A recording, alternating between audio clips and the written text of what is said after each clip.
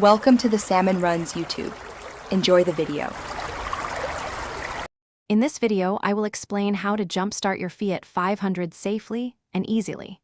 First, ensure you have a set of jumper cables and a working vehicle. Always prioritize safety by wearing protective gear like safety glasses and gloves.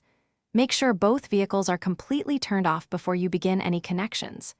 This simple preparation helps prevent electrical issues and ensures a smooth process.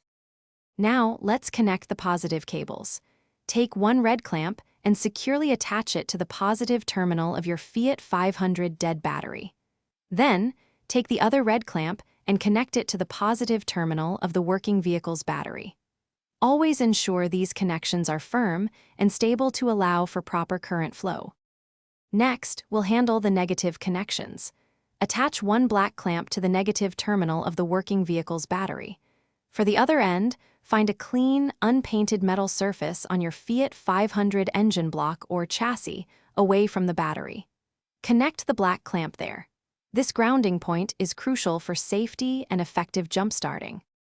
With all cables connected, start the working vehicle and let it run for about 5 minutes. This allows the good battery to charge your Fiat's battery slightly. After 5 minutes, try starting your Fiat 500. Once it starts, disconnect the cables in the reverse order. First the black clamps, then the red clamps. You're all set. Thanks for watching. Consider subscribing if we helped you.